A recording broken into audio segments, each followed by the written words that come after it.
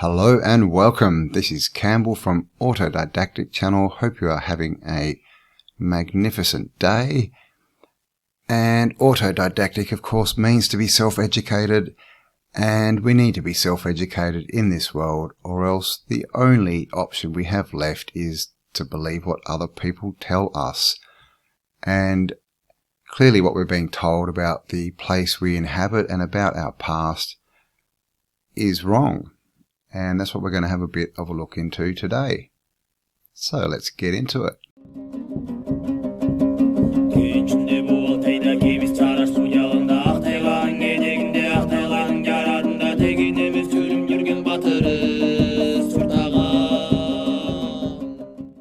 Okay, so all the facades that we see on these buildings, and we have this question of how were they carved?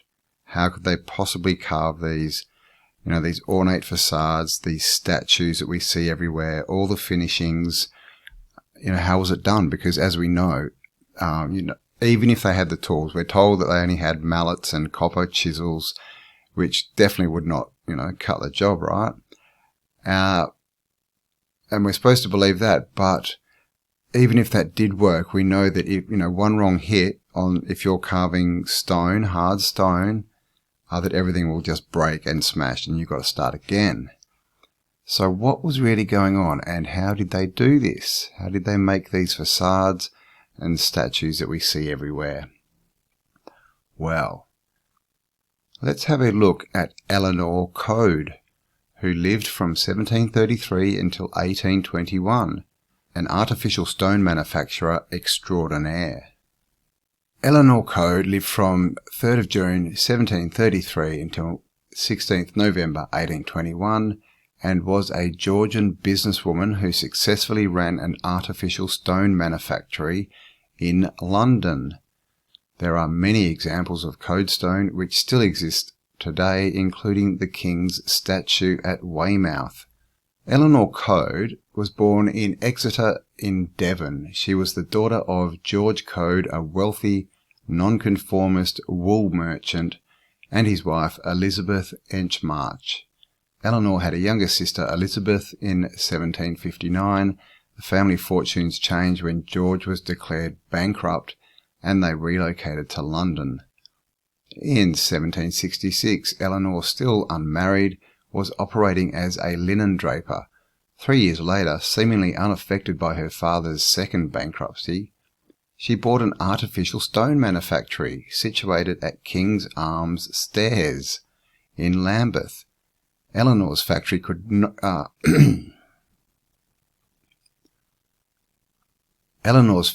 produce in artificial stone. Eleanor's factory could produce in artificial stone almost anything that could be made in real stone, but at a cheaper price. Her products included decorative wall panels, vases, and statues. She later devised info scagliola, or fake marble. Eleanor was able to turn around the failing factory and make it successful. What set her business apart from the other artificial stone manufacturers was the quality and designs of her products. She refined the formula for artificial stone, which she called lithodipria, and carefully controlled the firing process, making her stone frost-resistant. She also employed top designers, most importantly fellow nonconformist, the sculptor John Bacon, who lived 1740 to 1799. In the 1780s, she took her cousin John Seeley into partnership and the business became known as Code and Seeley. Eleanor used every opportunity to promote her business. In the late 1790s, she built a gallery at the south bank end of Westminster Bridge where the public could come and view her products. The gallery participated so successfully in the peace illuminations of 1801 and 1802 that it was mentioned in the Times. So there we go, and here's a picture of the entrance to Code and Seal. And it says, in the final years, when John Seeley died in 1813, the firm's name reverted to Code. Eleanor took a distant relative, William Crogon, to manage the manufactory, but she did not make him her partner, nor did she leave him the business on her death. Eleanor died at home in Cambell Purvis, Surrey, on 16th November 1821, aged 88 years. And this is British History Online, Code's Artificial Stoneworks. Code's Artificial Stoneworks, it is beyond the normal scope of the survey to give a detailed account of an industry which has long since ceased to function and whose buildings have disappeared.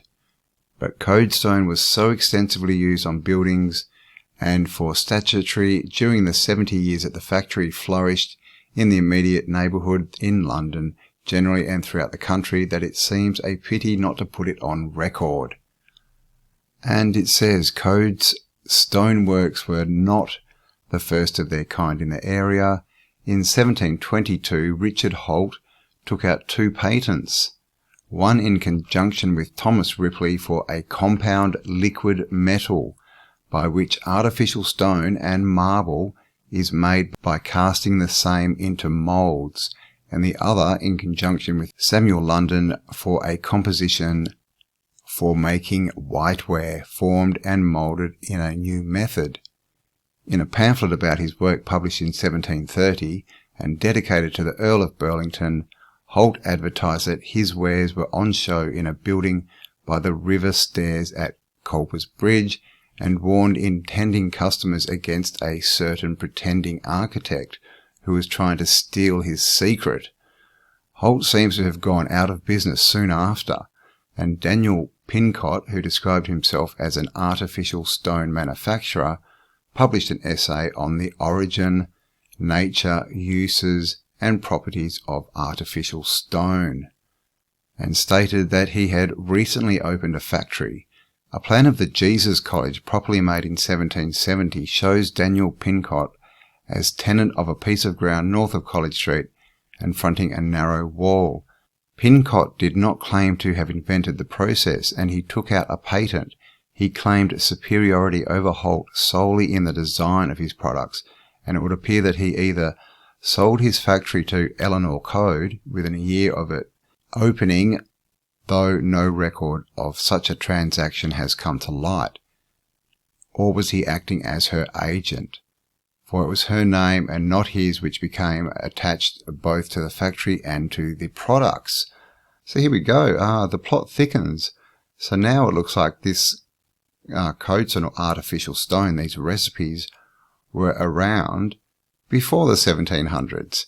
And these people had found them and they were basically just perfecting them. And someone's gone into business basically with someone who had the factory to produce this stuff. So is this just a complete fabrication of this story, or is this a story of rediscovering old tech? And then when they did, obviously it only lasted for 70 years, and then it just stops. The composition and method of manufacture of Codestone are not fully known, but the finds on the site during excavations of the Festival of Britain shows that the materials were finely ground and after mixing were either modelled or cast into moulds and then finished by a modeller. They were fired in a muffle furnace. The grindstone of granite has been placed outside the Royal Festival Hall, and a number of moulds, casts and specimens of the finished products have been preserved. A description catalogue of Code's artificial manufactory at King's Arms Stairs was published in 1784. It refers to the period of 13 years since this burnt artificial stone manufactory had been erected, and to the several other manufacturers passing out the same denomination, which had been extinct for some years and whose products had been ascribed to the Code works, and gives an example that the gateway to Sign House of Old Westminster Bridge shows King's Arms Stairs in the foreground with a sign advertising Code's factory. So again, it looks like this is going back further. So there we go, Codestone, all this stuff that we see. It's everywhere. The facades, the statues, the water pots that we see everywhere, the balustrades, everything, right? Clearly it could not have been carved. Apart from the fact that they didn't have the tech to carve it and the rock's too hard, who was carving it? It would have taken millions and millions of people. So it looks like we have a lead here. Now, I actually got this off, I've done an interview with Colm Gibney, and that will be coming up in the next couple of days on Autodidactic Channel. So make sure you check that out. And Colm came across this code stone. So I just thought I'd make a short video, but I've actually found a few other bits and pieces that go further into this as well. And what it's looking like, because in this article they mentioned marble, what it's looking like is everything, guys, may have been poured. I did an interview with Dustin and Philip Druzininen talking about mining, and he was talking about the waste of mining being turned into aggregates and poured as stone, being used to build these massive megalithic stone blocks. So is there a connection here? Code stone, were they just getting that stuff from mining and just refining what was in it, refining the process? And that's how we get all these stuff, all this facade, all these statues. Was it all cast, all poured? And there is more to this story as well, which I will get into. So just a quick video introducing you to Codestone. So there you go, guys. Have an amazing day. Stay awesome, because you are. And I'll talk to you all on the next upload. Bye for now.